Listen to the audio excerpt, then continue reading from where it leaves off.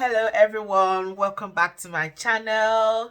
It's your girl here, Olayinka Fambegbe, popularly known as Mrs. Fam. In today's video, I'm going to be talking about parenting and child development. Parenting.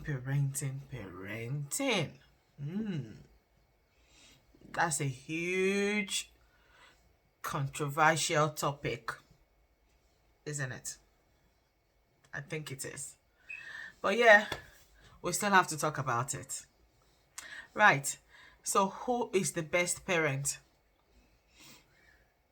I don't think anyone can come out and say, oh, I know, or I'm the best parent, or I'm best at, doing this, or I'm best at doing that.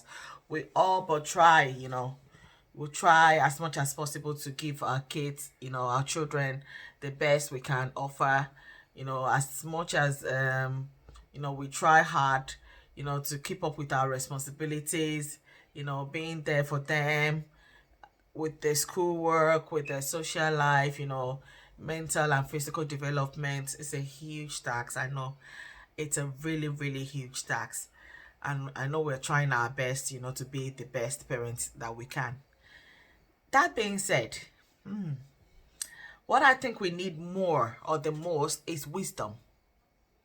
We need to apply wisdom. We need knowledge and we need to understand our kids at the same time. We need to understand that things have changed. Things have really, really changed, guys. Things have really, really changed from when we were growing up to this generation. I mean, from our own generation to this generation, things have really, really changed. So many of us parents, we're struggling, if I can use that word, to cope and to understand that why are children behaving like this, or why are teens behaving like this, or are adult kids behaving like, adult child behaving like this. We need to understand how they feel. How many times have we really sat down with our kids to say, okay, Olu, can you tell me, ever since I've had you, you're 10 years old, you're 5 years old now, you're 15 years old now, you're 20 years old now, in fact, you're 25 years old now. What do you think that I have done or I might have done to help, looking after you, or whilst you were growing up, the mistakes, or you think that mom, actually you shouldn't have done that, dad, I didn't feel good when you said that to me in front of my friends. How many times have you really sat down to reflect or even ask for their own opinions? It's not just about us as parents. I do not personally think that's the best way to go about it.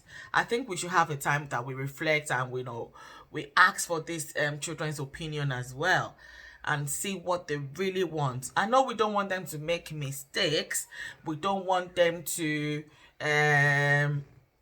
go the wrong path, and we try to avoid a lot of things. But yeah, in avoiding a lot of things, we end up not giving them that chance that they do deserve, to succeed in life.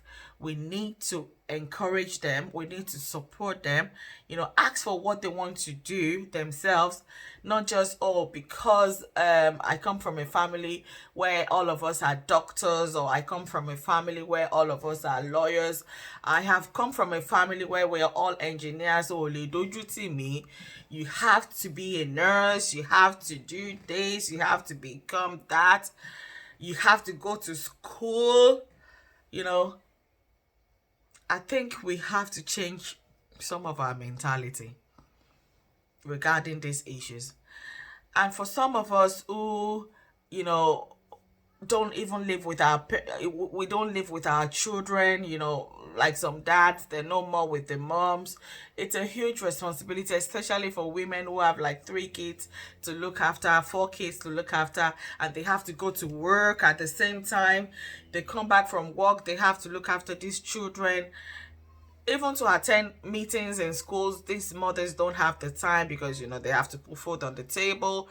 And some of the dads will be like, oh, look, I cannot, I cannot do more than what I can. Maybe they've moved on into other relationships, and they have to look after the new family, so they might be struggling to keep up with the expenses of their own families that they've originally created. So it's a big issue, and children facing a lot of things from growing up, children staying in a family where constantly what these children witness constantly is abuse. Mothers and fathers fighting, cursing each other every day. I mean, hitting children totally for unnecessary things. You just hit and hit and hit and shout for no reason. The fathers cursing the mothers, hitting their mothers right in front of them, and some of the mothers, trying to cover up and say, look, it's not your daddy's fault, I caused it. You have a girl child, your husband hits you now and again, and all you have to keep telling this girl is, yes, no problem with this is one of those things, you have to endure this. Even when you grow up, you will have this happen to you, or you might have this happen to you. I think that is wrong. For you to encourage violence, teaching your girl child that it is right for a man to hit you, even your own boy child that you're bringing in that family, what kind of lesson, you as the father, what kind of lesson are you passing on to your own child? Hitting your own wife, your own child every minute, anger management. And sometimes you ask people to go for counseling, and like, I can't go for counseling. African man, counseling is for white men. No, anyone can go for counseling if you really need it. And all these things lead to mental health issues for even the children. I've seen a lot of kids come up with different things, anxiety, depression. It starts from the home that they come from, the things they witness day in, day out. They're not happy kids. Some of us don't even take our time to take our children to holidays, take them to the park, go around in town, window shop if you can't afford shopping. Let's have a bit of time for our children. Let's have a rethink, and then let's have a new way to look after our children, so that when the time comes for them to move on in life, then we would have a mind that, oh yeah, I've done my bit, because there's no perfect parent out there. But at least we would have tried our best to encourage them, And again, how many times have you even asked for their own ideas? What do you want to do? What do you want to do? Do you want to do apprenticeship? Apprenticeship is good. I wonder why some of us think apprenticeship is for people who had dropped out, or people who don't have results. You need to go into apprenticeship to know that apprenticeship is not for dollars. To even get that position, I'm sure people would agree with me that you must be very, very smart. We should encourage them to do apprenticeship. It's no big deal. Some children don't want to go to the university. They just want to earn and work at the same time, and they don't want to owe any money to grants or stuff like that, which, I mean, to me is some form of responsibility and being independent.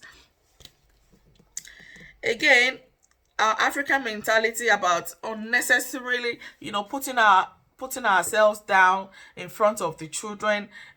Yeah, she's irresponsible. Your dad is irresponsible. All those sort of things. It doesn't help our children when they grow up. I've seen a lot of young girls, young boys, they're just scared to go into relationships because of what they've witnessed in their own immediate families. guys, we need to have a rethink. We do need to have a rethink. It's not too late.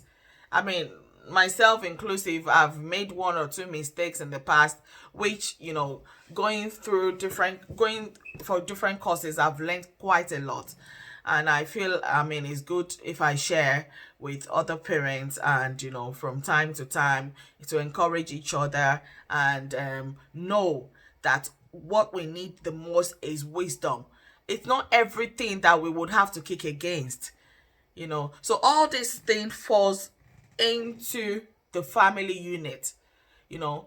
Like most people would say, if you come from a broken home, then it's very likely that you're going into a broken home, or then maybe your marriage won't work. No, it doesn't matter that you've come from a broken home, that you're going into a relationship and then something will happen and then you end up being like your parents. No, but we can sort out a lot of things now. It's not too late.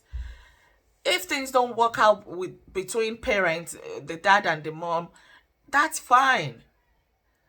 We don't have to use that on the kids. It's affecting a lot of children now, and we all know this has to stop.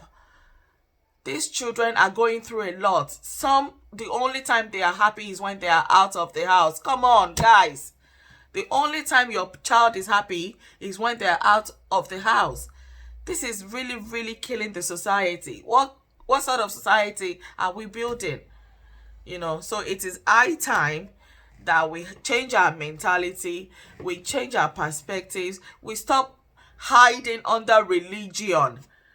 Stop hiding under religion. Stop saying, oh, this is how I've been doing it for 55 years and it cannot change. Nobody can change me. Yes, you can change. Things have changed. The world is even changing.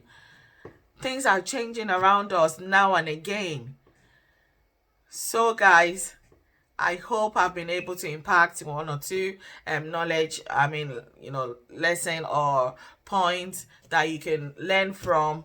And until I see you again next time, it's me, Olayinka, Mrs. Fam. Take care and God bless you. Bye.